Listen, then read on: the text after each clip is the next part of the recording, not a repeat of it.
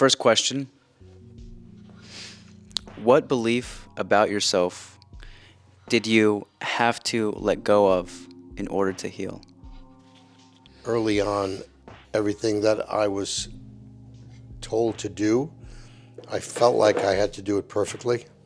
Over a period of time, I realized that that's not something that human beings are programmed to do. We're human beings. So letting go of the need or desire or the requirement or the edict that someone gave to me. Edict is something that somebody tells you to do, in case you didn't know what edict is. I don't know if you know what edict is. Like an order? It's like an order, yeah.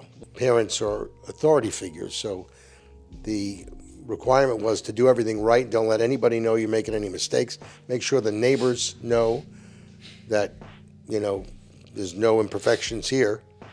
And that's just stupid, because the opposite is actually what people want to know. People want to know that you're not perfect, so they connect to you, so you're like they are.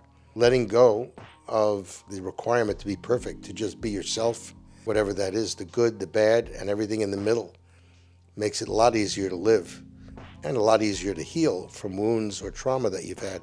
It's also something that permits you to connect with people much more deeply, because people don't want to know and connect with people who they feel that they're inferior to. They want to know that you're just like me, and we're all just like each other. What belief about myself? Give me 1 second.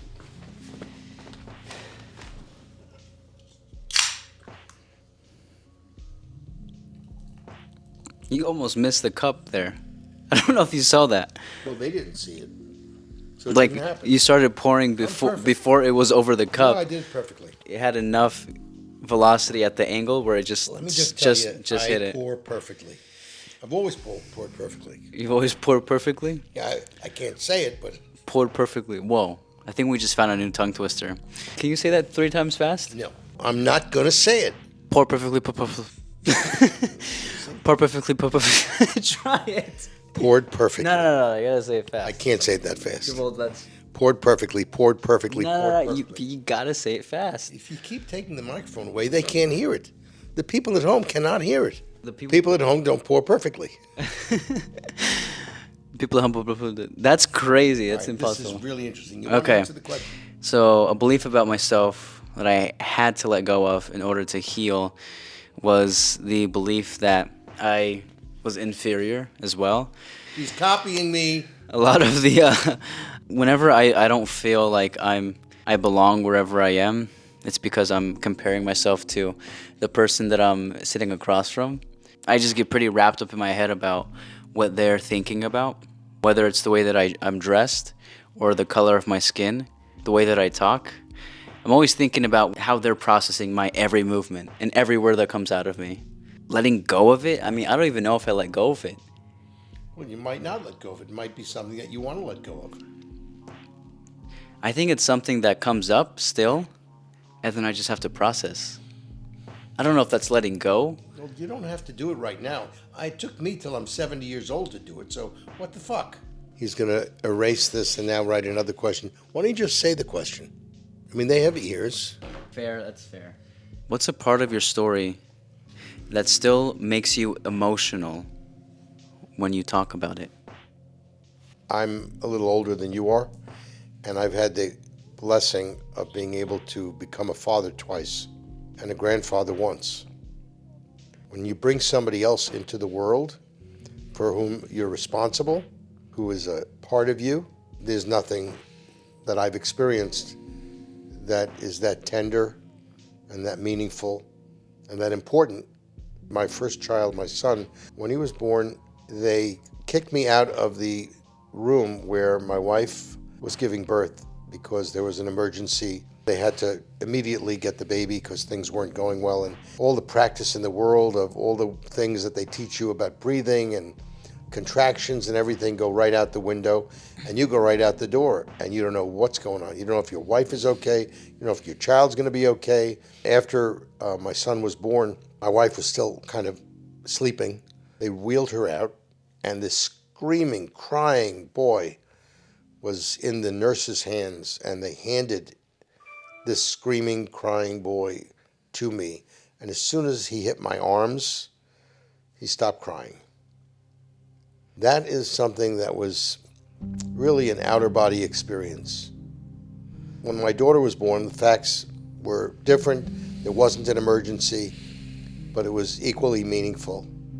And now I sit with my daughter's son in my lap, and I'm goo-goo and gagaing, and for me, that's where it all lands on that question. An experience that still makes it so that I could cry. Do you feel like you're holding your son in a way when you're holding your grandson, or does it feel different from it being your son? It's very different. You have to be in a different headspace. You're no longer the king, and in the woman's case, the queen. You're now the servant in a way to your children. They're the boss, and you have to be able to back off with grace, let them run the show, and be kind of a supporting actor. It's important to be able to step back as a grandparent. Can you elaborate more on what you mean about the kid being the boss? Because how do you set boundaries with the kid and let them grow up, without being an asshole, while them being in charge?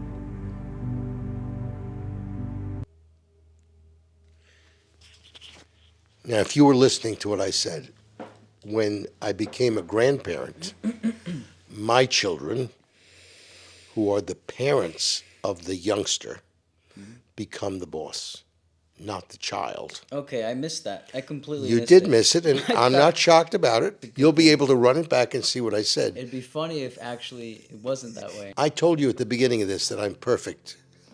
Yeah. So, what's a part of my story that makes me emotional when I talk about it still? I think something that I care a lot about, that I think a lot about, is my is Maya. Is Maya? I think a lot about Maya. Maya is. Who? I don't know how to answer that. Well, then you shouldn't have asked the question. You ask questions that you can answer. You know what gets me emotional, I guess, is thinking about my parents and how they grew up. I always knew that my mom didn't have a father growing up, and that my dad didn't have a father. His father passed away from cancer when he was like a baby.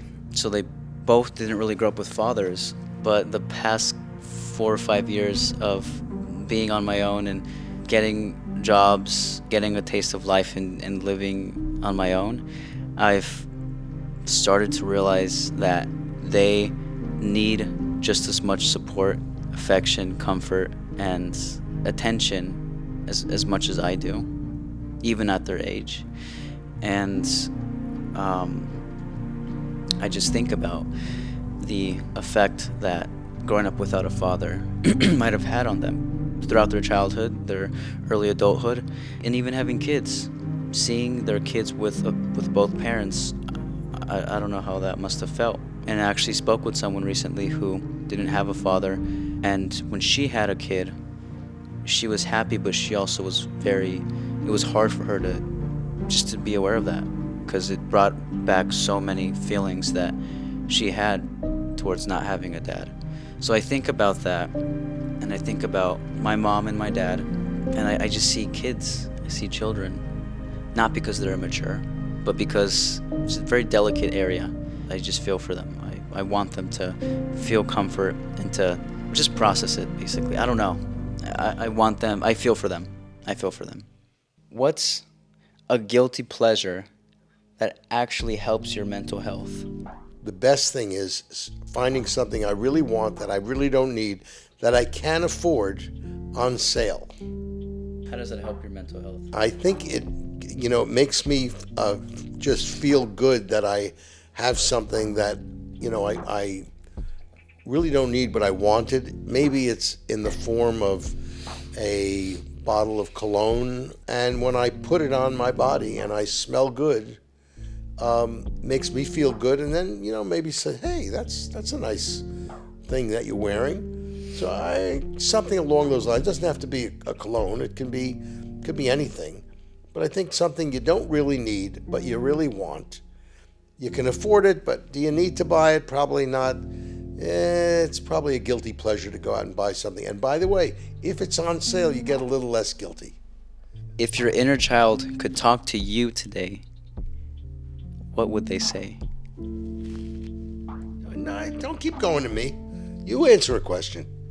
My inner child wants to just play and run. My inner child would say, why didn't you tell me that I was handsome? Why didn't you tell me that I was smart? Why did I have to find all of those things out by getting bruised and beaten? That's what I found out. I found out that I was fine just the way I was. Didn't think I was. I had to go get high and wasted and DUIs and all kinds of other crazy just to find out that who I was to begin with was pretty good. All the warts, all the good things, they all make up who we are. And we're all, ourselves. It's good. What's one book, podcast, or tool that had a major impact on your growth? A book, author by the name of Diaz, The Four Agreements. If you don't know what it is, go read it. Spoiler, 4 agreements are 4 things that you do that are good things to live by. But the book needs to be read. Don't just take it from the 4 things I'm going to say. The first thing is be impeccable with your word. The second is don't make assumptions. Third, don't take things too personally. And lastly, always do your best. If you follow those rules, what everybody else does really doesn't matter. It's what you do that's matter, how you carry yourself during this life, the kind of principles you live by. That's what defines who you are. It also defines how successful you'll be. And there's another book, actually, I really like a lot. I've talked to you about it. It's The Last Lecture by Randy Pausch. It's about living, and it's written by a guy who was in the process, later stages of dying. It was about realizing your childhood dreams. Any podcasts that you found to be a helpful tool? Yeah, the most helpful tool, the most helpful podcast that I've found, and I've listened to almost every podcast out there. There's millions of podcasts, and I've listened to them all. But the one that I think is very, very good, it's insightful. The hosts are really, really smart and handsome and pretty. Crosstalk podcasts, have you ever heard of it? What the hell is that about? The people they talk to tell their story, intimate details of their life in ways that people don't usually share.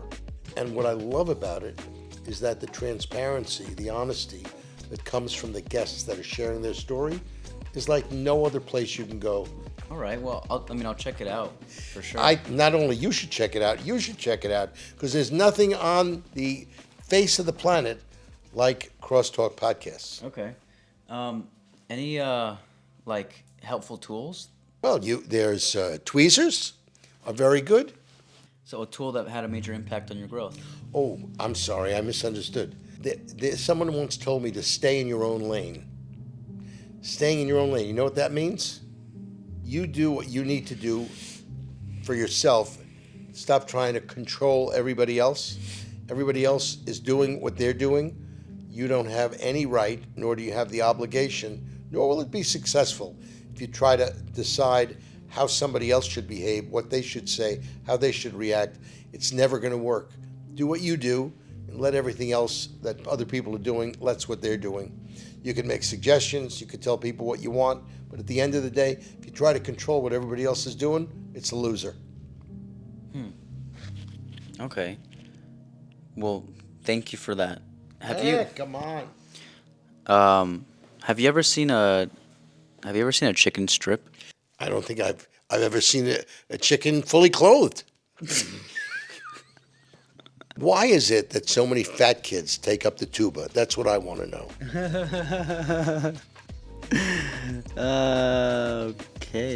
Okay, all right. Check out the link down in the description. It's a lot of interesting, like-minded people in there who are creating content, who have channels or don't have channels.